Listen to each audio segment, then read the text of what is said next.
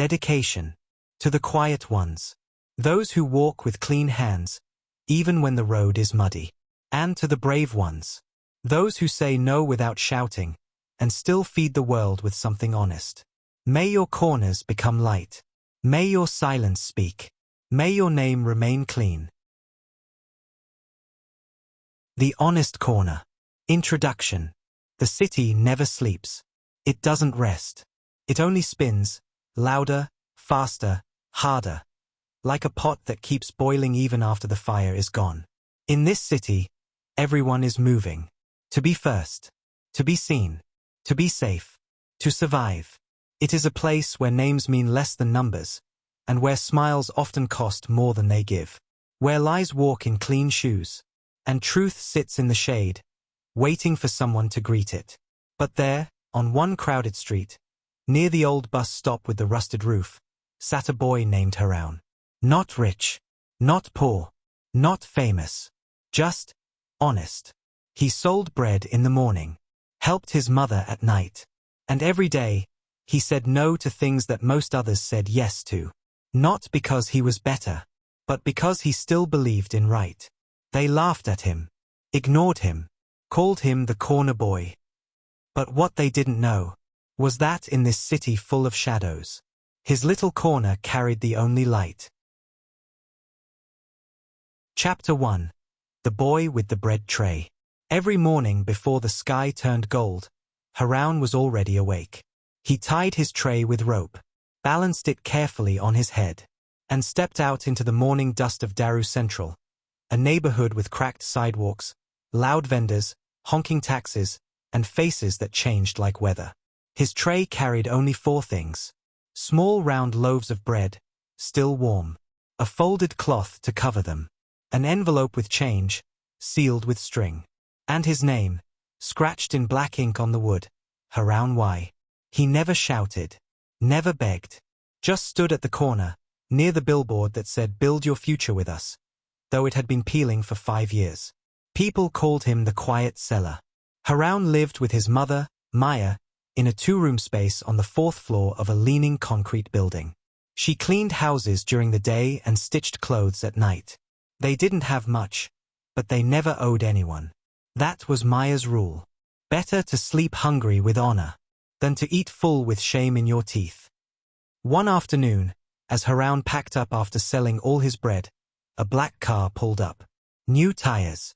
Music playing softly. Windows tinted. From inside stepped a man in a white shirt, dark glasses, and a chain around his neck. His name was Farah, but everyone in Daru knew him by another name. Solution. They said Solution could fix anything. Jobs, documents, phones, problems with police, even problems with people. He had money. He had power. And he never smiled unless it was dangerous.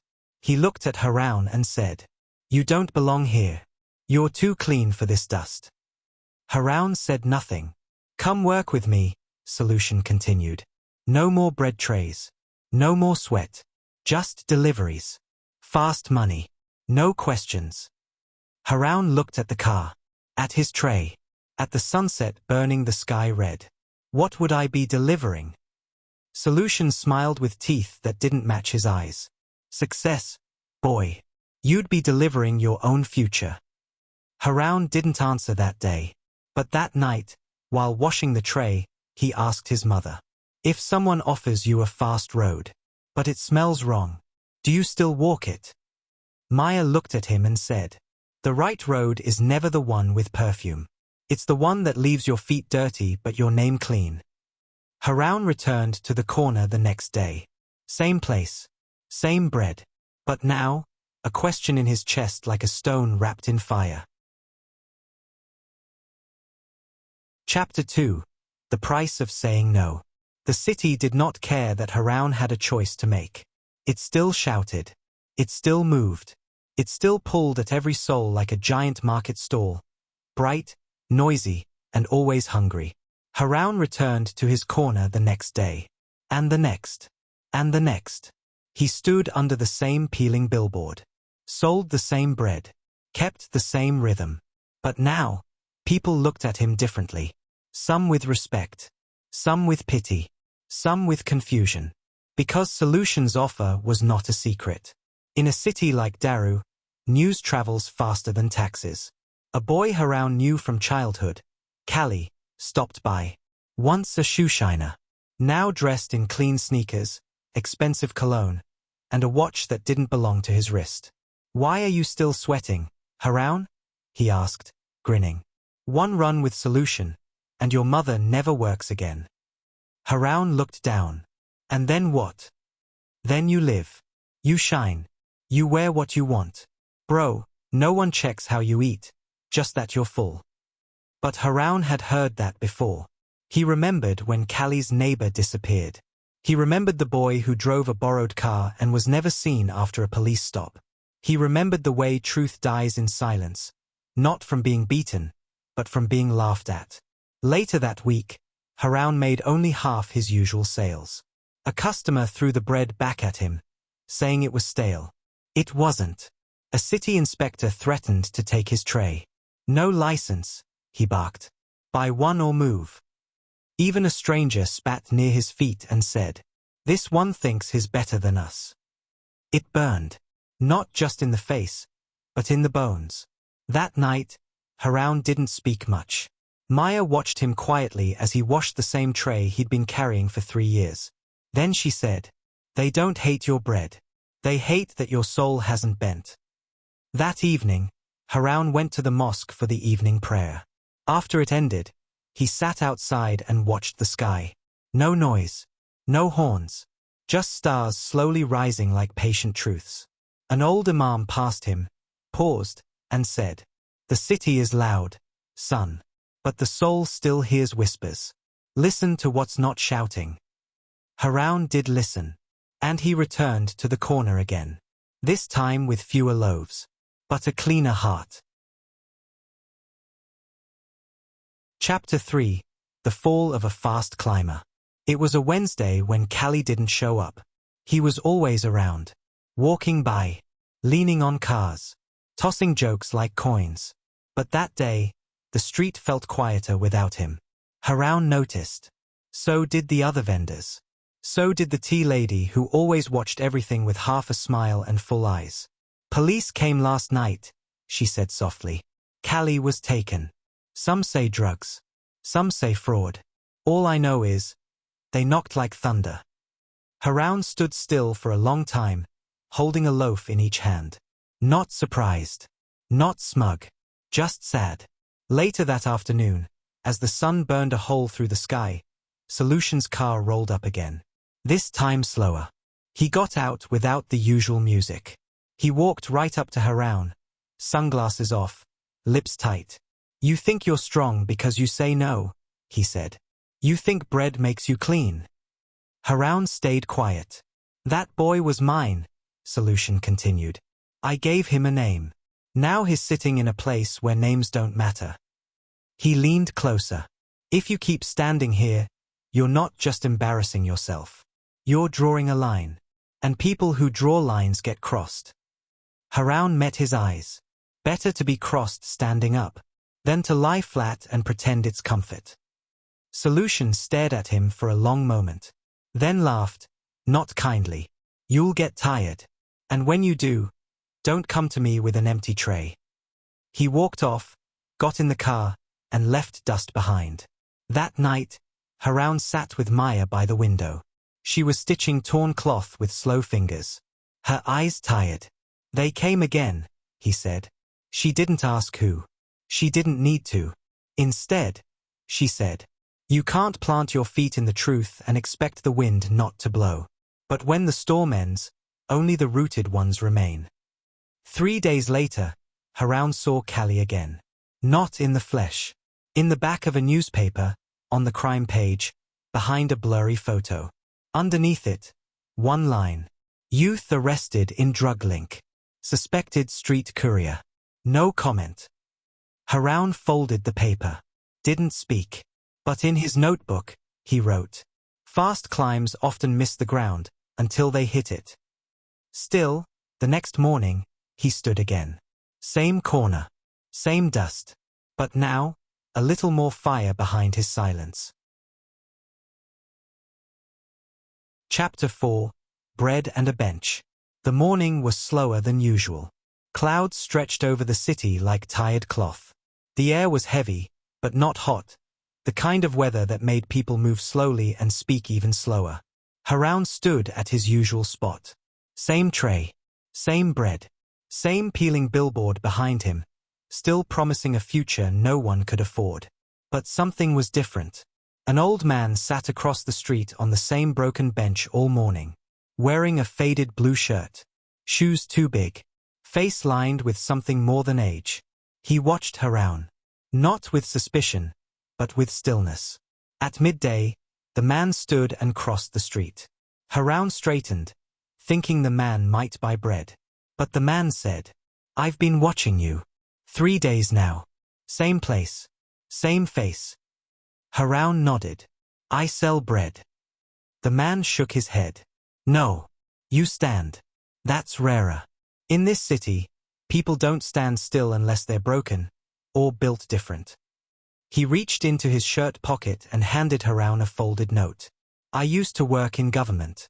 Not anymore. People like you remind me why I started." Haroun opened the note later. Inside, it read, "We are not all sleeping.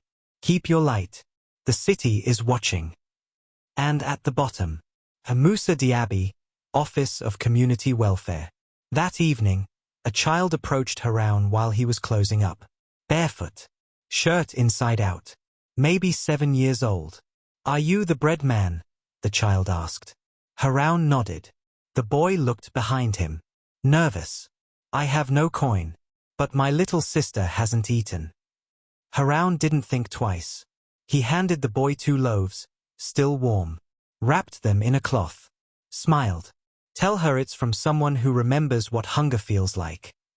That night, someone slipped a note under Haroun's tray while he stepped away for evening prayer. It read, "You fed the child I left behind. I was watching too. One day, this city will know your name, not because it was loud, but because it stood quietly when others Saturday." No signature. The next day, 2 more people bought bread, not because they were hungry, but because they heard he was worth listening to. Haroun said little, but when he looked up at the billboard, he smiled. It still said, "Build your future with us." Only now, someone had written beside it, in charcoal, "Some futures start with bread." Chapter 5. The Offer with 2 Faces. The rains came that week, not hard, just enough to make the streets shine and the dust settle. Haroun stood under a small overhang, tray in hand, bread wrapped in clean cloth. The smell of wet cement and steam rose around him like the breath of the city exhaling. Then came the visitor. Not solution. Not a city boy with heavy shoes. But a woman, in clean clothes and quiet dignity.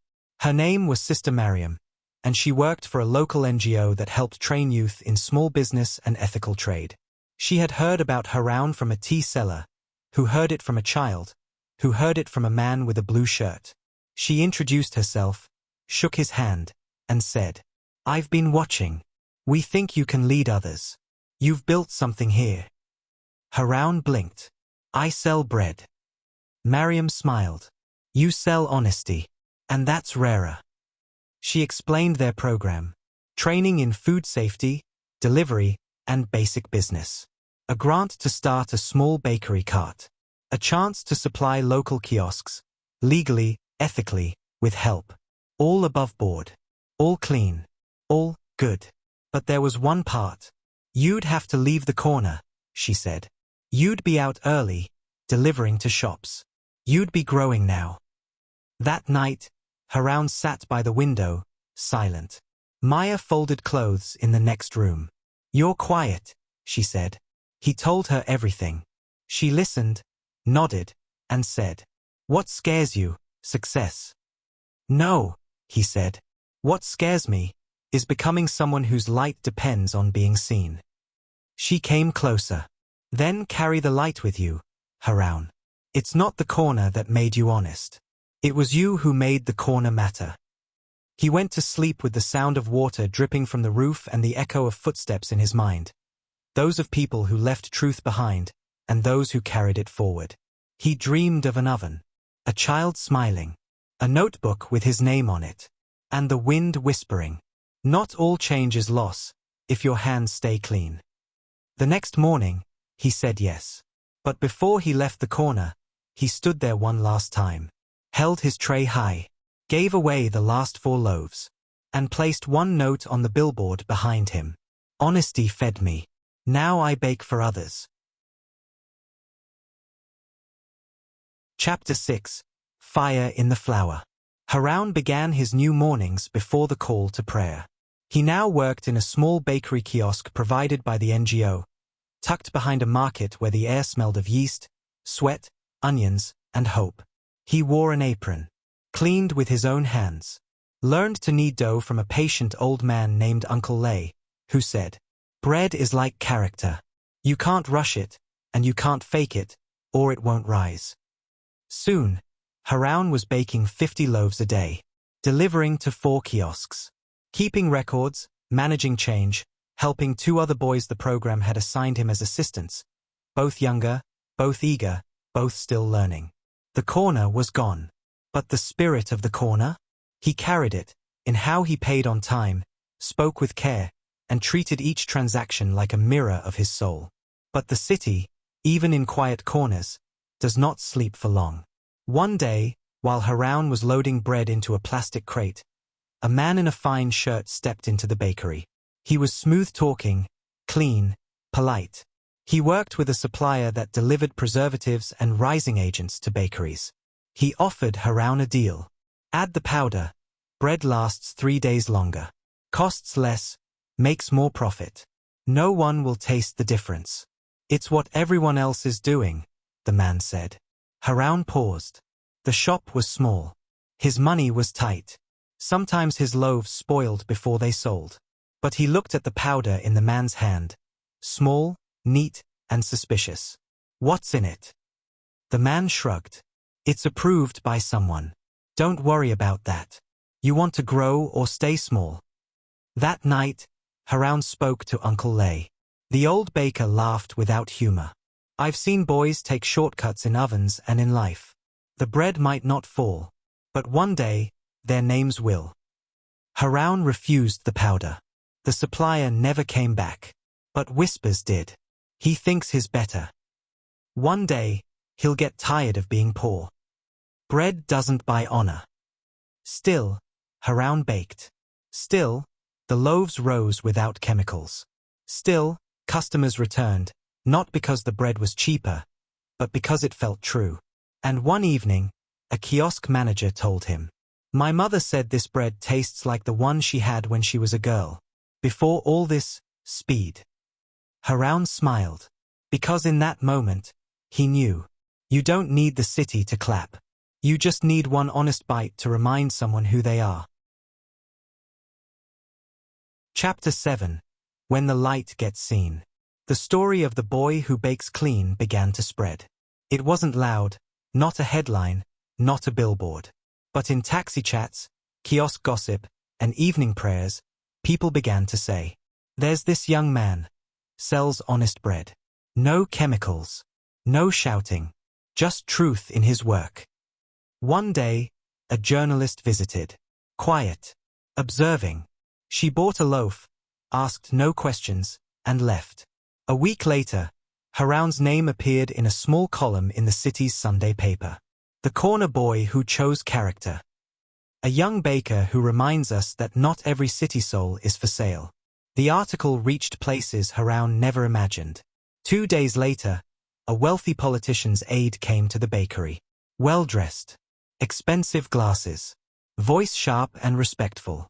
"Our foundation would like to meet you," he said. "We're launching a youth leadership campaign. You're the kind of story we want." Haroun hesitated. "Why me?" The man smiled. "Because you're clean. And right now, clean is good business." He handed him a brochure. The politician's face smiled brightly from it.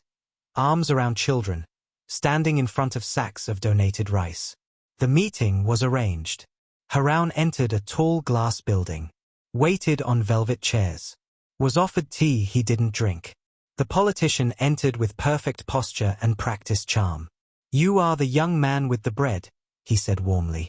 "Your honesty is rare. We want to feature your bakery, your story, as part of our campaign." Haroun nodded slowly. "What would I have to do?"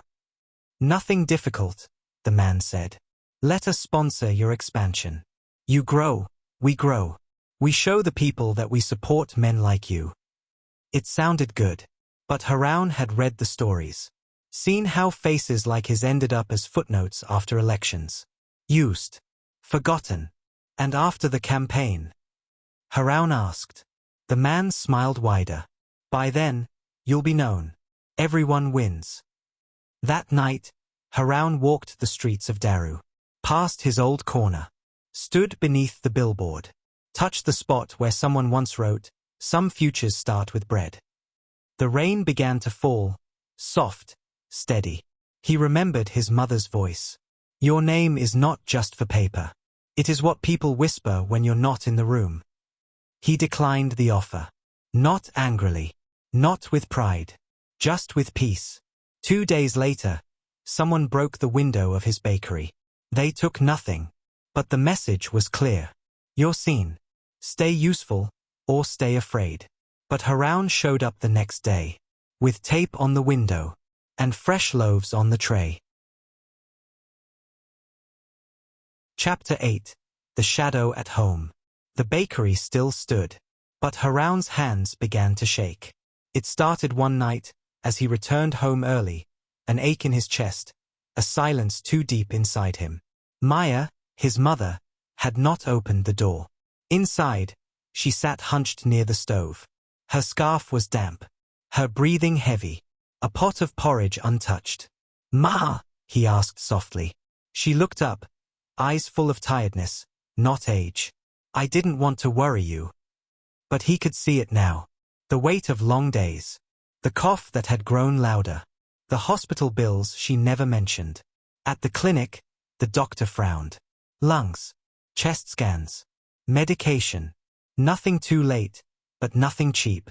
The total? More than 5 months of savings. And even that would only begin the healing. Haroun sat outside the clinic wall that night. Back against concrete. Head down. For the first time in months, he felt small. His bakery paid enough for rent, flour, and dignity. But not emergencies. Not life. That same night, a white envelope appeared under the bakery door. No name. No note. Inside, money. A lot. Enough to cover most of Maya's treatment. Haroun froze. The bills were clean. Counted. Exact. He asked his assistants. They hadn't seen who left it.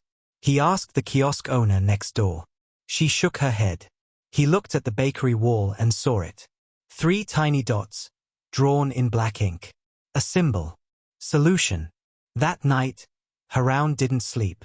He stared at the envelope. Then at the tray that had carried his life.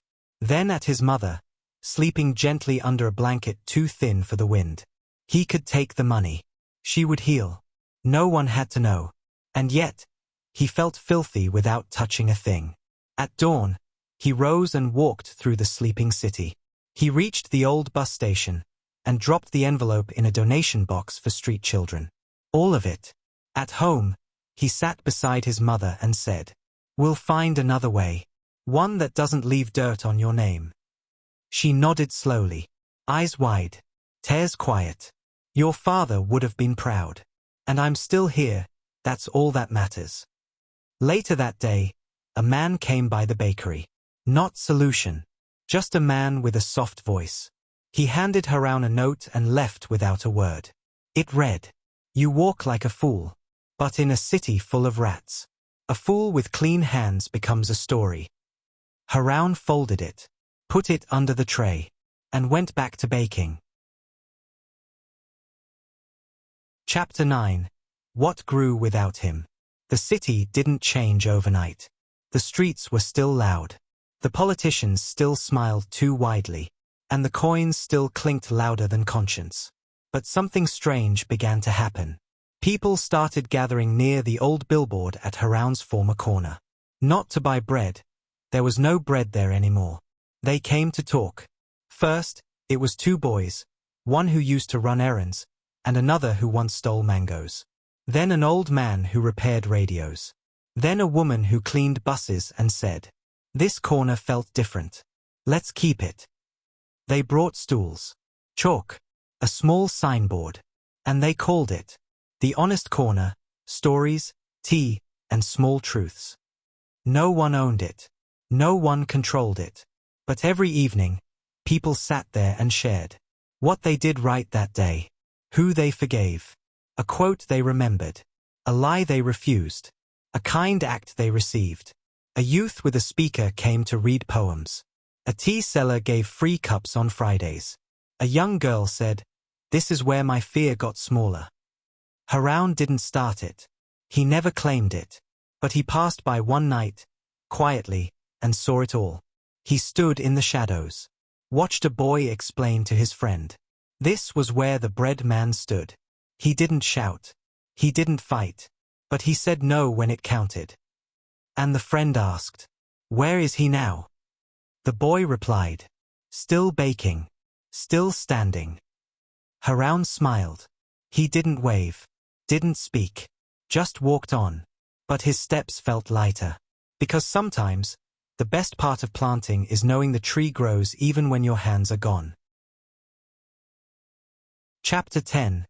The Quiet That Lasts. Years passed.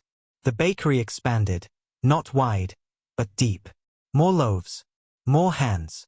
A small back room turned into a learning space where Haroun taught 3 boys how to bake without shortcuts and how to live without masks. Maya recovered. She sat outside each evening, shelling groundnuts and telling girls stories about a boy who once sold bread and never sold his soul. Haroun never became rich. But his life became full. His name traveled, not with banners, but with whispers. At weddings, call that honest baker to cater.